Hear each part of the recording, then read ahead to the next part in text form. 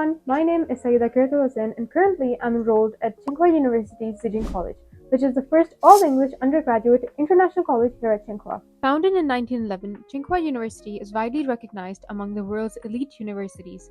It's ranked 12th globally in the Times Higher Education World University Rankings 2025 and number 1 in Asia. Beyond the rankings, Tsinghua is known for its vibrant campus life, groundbreaking research, and a community that brings together brilliant minds from all over the world. A major update for international undergraduates is that they no longer need to pass the HSK exam in order to apply because Zijing College is offering programs completely taught in English. So this video is mainly going to be about the application process and timeline, what documents do you need, and the basic requirements. So first, let me tell you guys more about the programs that they're offering. The first one is called Global Talents in Science and Engineering, which is the one which I'm currently enrolled at. And the second one is an architecture program.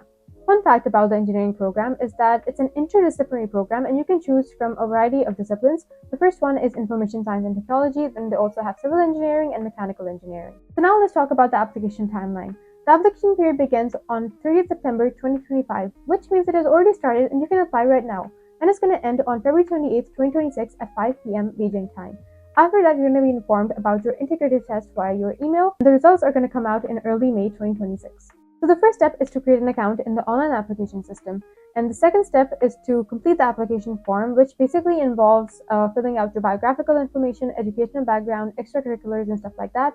The third step is to upload your documents in the document upload section. The last step is to pay the application fee, which is 800 RMB, and you can easily pay it using international bank cards. And after submitting that application fee, your application will be submitted and you'll be done. So now let's talk about the documents that you need in order to apply. So you need your passport, your parents' passport, and if you're under 18 by September 1st, 2026, then you need other documents, but you don't need to worry about that right now because those documents are required during registration in August of 2026. Next, you need to fill out the details regarding your emergency contact in China.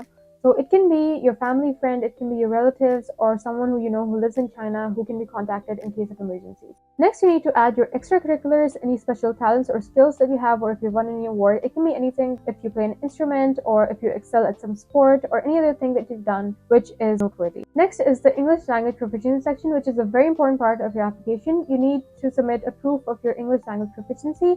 For me, I submitted the SAT, but you can also submit IELTS. After that, you need to list down any national or international examinations that you've taken. So for example, I did A-levels, so I submitted my O-levels and A-level grades. If you've taken AP courses or if you did the IB, then you can submit your scores and then you can also submit your SAT scores here. Next up, you need to add 2 recommendation letters. So for example, I submitted 1 recommendation letter from my high school chemistry teacher and 1 recommendation letter was submitted by my high school counselor. But you can also opt to submit 2 recommendation letters from both your high school teachers. So the process is pretty simple. You just need to add the email, contact number, and name of your high school counselor or teacher who is going to submit the recommendation letter for you. And then they'll be notified by email and then they will be the ones uploading the recommendation letter for you. The other documents include your high school diploma, or if you're still enrolled in the high school, then you can submit a pre-graduation certificate, which basically highlights the specific date of your graduation. And then you also have to upload your CV, your high school transcripts, and also a personal statement. The personal statement is about 800 words. And then you also have to upload a self-introduction video. The duration limit is 3 minutes. After that, you have to submit your portfolio, but that is only for the design and architecture majors. The engineering students can skip that part. After that, there's an option to submit supplementary materials. So for example, if you've mentioned any awards or extracurriculars earlier, then you can add proof of that by adding certificates. And then if you received any acceptances from other universities, you can also mention it here. Now that we're done with that, let's talk about some common questions. So the first one that will be coming up in your mind is that, do my documents need to be translated? And the answer to that is only if they're not in Chinese or English. If your documents are in any other language other than Chinese or English, then yes, your documents need to be translated. Next up, you might be thinking, will there be an interview? And the answer to that is yes. If you've passed the first round of evaluation, then you'll be notified regarding your integrated test via your email. So keep checking those inboxes.